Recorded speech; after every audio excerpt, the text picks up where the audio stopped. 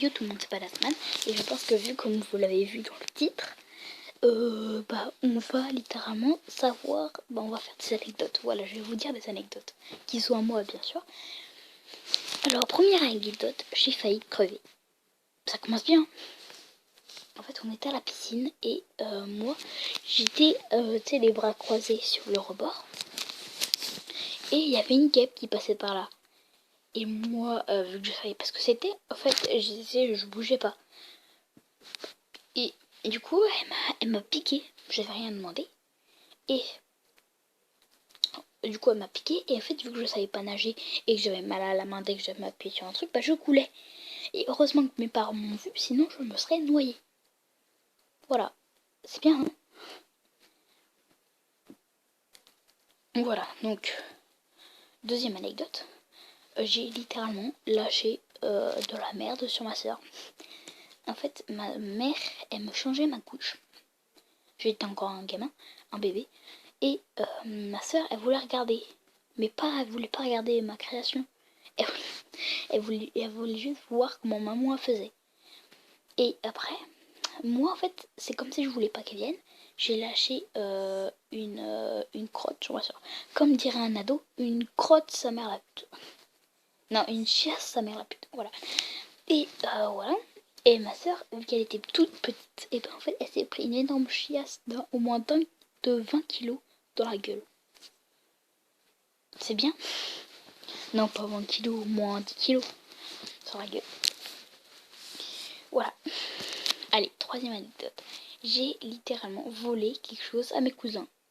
En fait, il y avait une figurine lapin crétin que j'admirais beaucoup.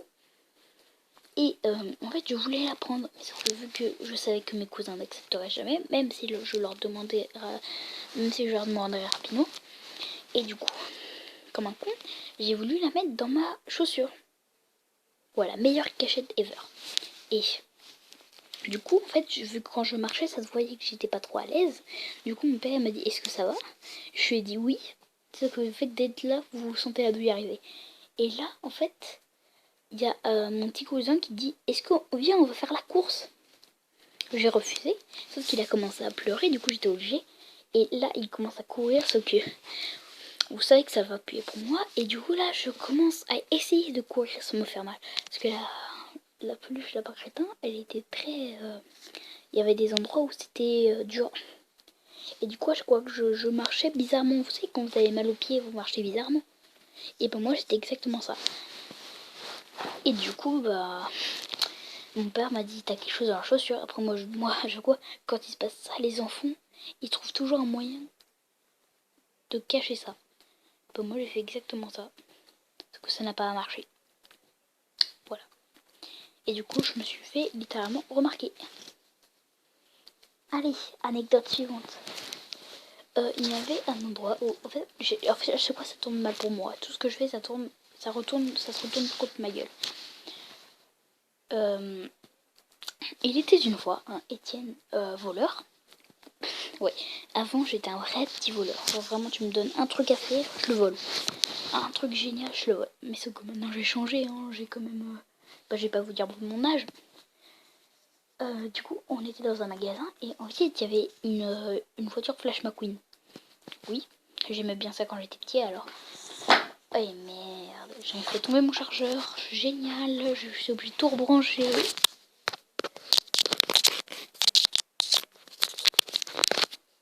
Voilà, c'est bon, tout est rebranché. On peut reprendre. Du coup, il y avait ma Flash McQueen que j'admirais beaucoup. Et à un moment, je me suis dit, je vais la prendre. Et du coup, j'ai déchiré le truc. Parce qu'en fait, c'est où faut payer sur le carton, il y a un petit truc. Et ce que dire, si tu passes ça avec le carton, j'aurais été cramé, ça aurait fait l'alarme. Du coup, en fait, j'ai clairement déchiré le truc dans le magasin. Et j'ai planqué le papier derrière des vêtements. Et j'ai mis le carton et tout. Et du coup, en fait, je suis ressortie avec le Flash McQueen en espérant que l'alarme ne se déclenche pas. S'il fallait retirer un truc dans la voiture pour que ça ne fasse pas l'alarme. Et du coup, rien n'y fit. Il n'y avait rien. Aucune alarme. Du coup, je me suis dit, oh, c'est bon, je vais pouvoir jouer avec Flash McQueen dans ma chambre. Ma mère a vu quand on est rentré et elle m'a engueulé. On allait retourner dans le magasin. Et justement, le magasin avait retrouvé le papier derrière le vêtement. Moi, vu que j'étais bien con, je pensais que ça allait cacher toute trace du truc. Pas du tout. Vraiment, ça a pas du tout retiré rien. Genre, ça a même aggravé. Mais la dame, genre, elle était pas vénère. C'est comme si elle disait, oh putain, c'est un gamin, il comprend rien à sa vie. Du coup, il a fait ça sans réfléchir. Bah si, j'avais bien réfléchi, mon pote. J'avais même galéré. Je savais pas si je devais le faire ou non. Comment, vu que j'étais bien con, je l'ai fait. Parce qu'en fait, je pensais que personne n'allait remarquer mes bêtises. Du coup, j'espère que toi, là, la vendeuse, ça fait 5 ans, 6 ans. Mais je m'en fous. T'avais qu'à me laisser Flash McQueen. Voilà. En plus, là, j'ai gardé. Je me rappelle que la dame, elle disait ça sert plus à rien de le remettre dans le magasin. Parce que vu que j'avais déchiré littéralement le truc, on me fait plus le remettre. Du coup, je l'ai gardé. Et je l'ai encore. Mais je peux pas vous le montrer parce que là, je filme que mon écran. C'est drôle la vie, hein. Voilà. Allez.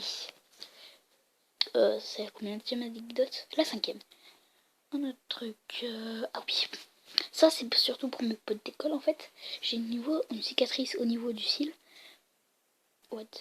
J'ai une cicatrice au niveau du cil et en fait, on dirait comme un creux quoi. Et s'il y en a dans ma classe, si vous regardez la vidéo et vous demandez c'est quoi ça?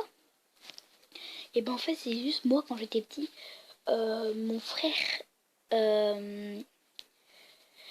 Il avait volé je sais plus quoi à moi et du coup moi je le poursuivais et là j'ai glissé sur pas le parquet, les dalles qu'il y a sur le sol. On s'en fout, pas, je peux dire ça. J'ai glissé sur le sol et là je me suis tapé le coin de la table.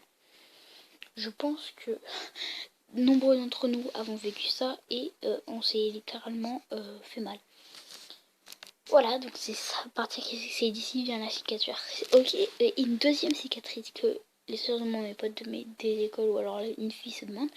Vous voyez, entre la bouche et le nez, il y a un espace, il y a de la peau quoi. Et à ce moment-là, il y a comme un creux. Pas un creux pour tout le monde, hein, pas que pour moi. Et en fait, entre la bouche et le nez, il y a comme une descente tout au milieu. Et ben moi, tout au milieu, j'ai une sorte d'éclair. Je suis Harry Potter. Non, en réalité, j'ai une sorte de trait, moi. Et bah ça, je vais vous raconter tout de suite. C'était mon frère. Il avait pris ma trottinette, et il avait secoué. Et moi, je m'étais trop approchée. Je me suis pris le coin de la trottinette dans justement cet endroit-là. Et du coup, maintenant, j'ai une cicatrice. Merci mon frère. Mais c'est à cause de lui que j'ai toutes mes cicatrices. Allez, 6e anecdote. J'étais... Attends. Je dis j'étais, mais je sais même pas quoi raconter. Une autre anecdote. Je sais que j'en ai une autre.